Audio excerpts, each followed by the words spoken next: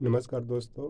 आज मैं किसान हित की बात कर रहा हूं। जो अभी कृषि कानून बिल वापस प्रधानमंत्री जी ने लिया है, उसके बाद जो किसान आंदोलन चल रहा है उसी पर अपना विचार व्यक्त कर रहा हूं। मैं बताना चाहता हूं कि प्रधानमंत्री जी हमेशा किसान को छोटा समझा और इनको कमज़ोर समझा। इन्होंने समझा कि ये आंदोलन टूट जाएगा, किसान कम हैं। कभी क्षेत्रवाद के नाम पर, कभी लड़ाई राज के नाम पर, कभी कुछ के नाम पर इन्होंने जो वक्तव्य दिया उसी पर मैं अपना विचार व्यक्त कर रहा हूँ।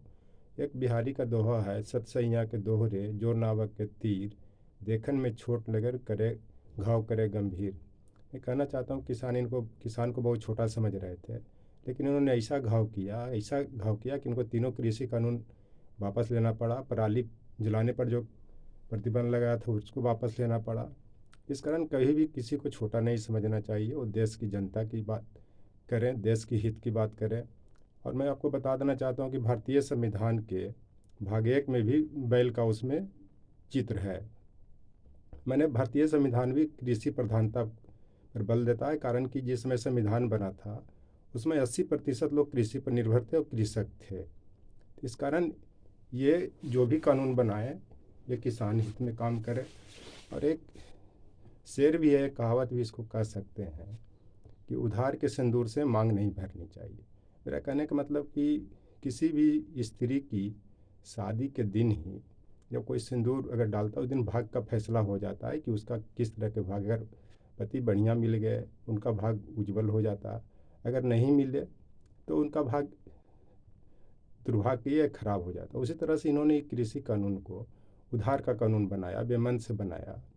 अडानी के या अंबानी के कहने पर अरबों रुपया ले करके बनाया, तो बेमन से था, ये वापस भी हो गया। दूसरी कि जिस तरह से 7 फेरे लेने के बाद किसी का शादी का सामाजिकता या धार्मिकता जिस तरह से मान्यता मिलता, उसी तरह से इन्होंने 7 बरस गुजार चुके हैं प्रधानमंत्री के रूप में, लेकिन अब तक इसको ही समझ नहीं पाए हैं कि 7 साल क्या होता है।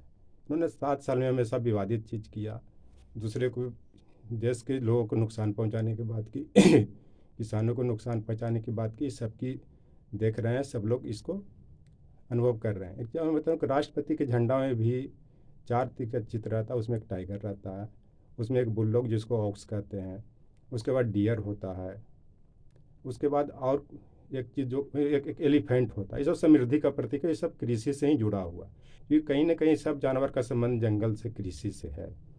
और एक सारनाथ के स्तंभ में भी सत्यमेव जयते का उल्लेख किया गया था, मौर्य काल से ही, अशोक के टाइम से। सत्यमेव जयते का अर्थ होता है कि हमेशा सत्य की विजय होती है।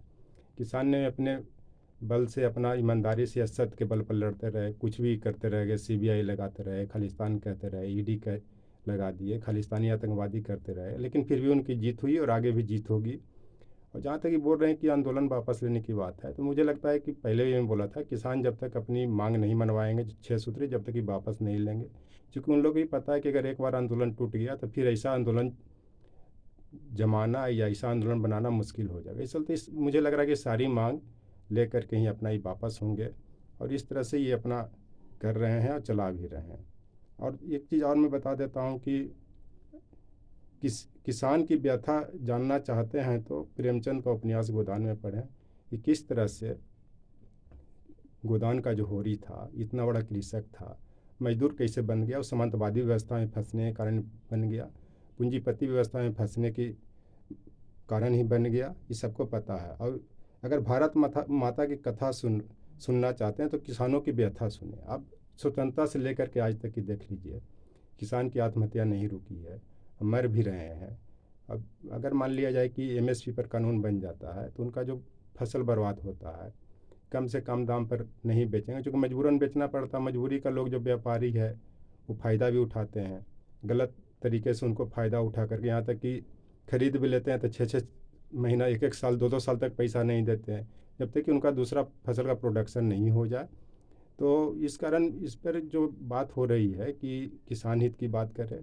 और एक मुहावरा भी है, आँख के अंधे नाम ने अनसुख। कहने का मतलब है कि गुणी होने का तो ढकोसला करते, लेकिन गुण नहीं है। आप तो प्रधानमंत्री बन गए हैं, लेकिन प्रधानमंत्री का गुण नहीं है कि देश को कैसे चलाना है, समाज को कैसे चलाना है, किसान को कैसे संतुष्ट रखना है, किस तरह से सांप्रदायिक सौहार्द स्थापित करना है, किस तरह से संविधान को चलाना है, ये सब चीज़ की आपकी जानकारी नहीं है। चूँकि रट्टू तोता की तरह रूपू रूपू कटोरे कटोरे कहा दिया जाता है, नाम जो सिखा दो बोला जाता है। उस तरह से आपको लोग जो सिखा रहे हैं उसी उसी को आप बोलते हैं, उसी को करते हैं, अंतर डिफीट भी करते हैं, बार बार माफ़ी भी मांगते हैं, आंसू भी गिराते हैं। चाहे डिमोनेटाइजेशन की बात हो, चाहे जीएसटी की बात हो, चाहे कृषि कानून की बात हो, चाहे कोई भी बात हो, ये आप लोग को सब पता है कि किस तरह से आप कर रहे हैं, नहीं कर रहे हैं।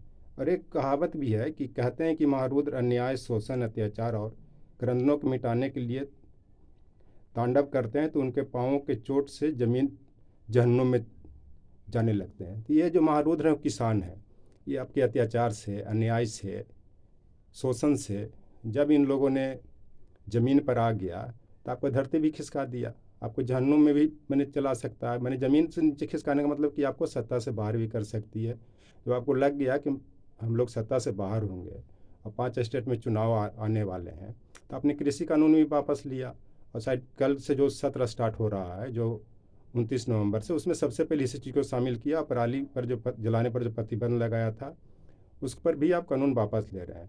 और आपको अत्याचार, भ्रष्टाचार का अगर उदाहरण देखना है तो महिला आंचल के जो फणीश्वरनाथ रेणु जी ने लिखा है, बावन दास को देख लीजिए कि किस तरह से जब भ्रष्टाचार का उजागर करते हैं, अत्याचार का उजागर करते हैं, तो उनको गाड़ी से कुचल करके, बैलगाड़ी से कुचल करके मार दिया जाता है। ये देश की स्थिति है। वो भी बावन दास भी कृषक संस्कृति को ही प्रतीक थे। चूँकि बालदेव जी जो थे उस उपन्यास के नायक, उन लोग कृषि को ही महत्व देते थे। बावन दास भी किसान की बात करते थे, उनको कुचल दिया जाता। उसी तरह से आप भी जो भी किसान के समर्थन कर रहे हैं उसको कुचलने का प्रयास कर रहे हैं।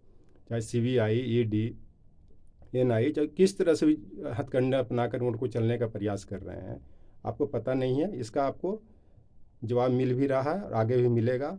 और देश की जनता को इमोशन में बहने की ज़रूरत नहीं है, भावनात्मक लगाव में नहीं बनना चाहिए कि इतना हरकुलस लगा दिए, तो यहाँ पे जेवर में एयरपोर्ट बना दिए। ये सब कांग्रेस गवर्नमेंट का ही प्लानिंग था, तभी कोई गवर्नमेंट आगे बढ़ाती है। इमोशन में बहने की ज़रूरत नहीं है। और ये सब चीज़ देखते हुए, सब कुछ करते हुए, आपको क्या है नहीं है आपको सबको पता है। और सबको देख रहे हैं कि किसान समृद्ध वर्ग पर निर्भर नहीं है, पूंजीपति पर निर्भर नहीं है। अपने मेहनत की कमाई से खून पसीना एक करके अपने तो जिंदा रखते ही हैं, देश की जनता को भी जिंदा रखते हैं। यहाँ तक कि जो देश की सीमाओं की रक्षा कर रहे हैं सेना, उनको भी जिंदा रखते हैं। क्योंकि हर किसान का लड़का कोई ना कोई मध्यम वर्ग का या गरीब वर्ग का ही देश की रक्षा कर रहा है। चाहे बीएसएफ हो, चाहे आर्मी हो, चाहे सीआरपी हो, कहीं पे भी हो, किसान के ही योगदान है। इस कारण इस पर आगे अमल करने की ज़रूरत है और बताने की ज़रूरत है। किसान हित में जो भी देश की जनता है, जो भी मेरी बात को सुन रहे हैं, चाहे पढ़े लिखे वर्ग हों, बुद्धिजीवी वर्ग हों, सबको इससे मदद करने की ज़रूरत है। और किसान के अगर हित किया जाए तो सबको गोलबंद हो जाने की ज़रूरत है। देश की जनता से बड़ा कोई नहीं होता है। लोकतंत्र में जनता की ही ताकत होती है, किसी की नहीं होती है। यही मुझे कहना है। Thank you.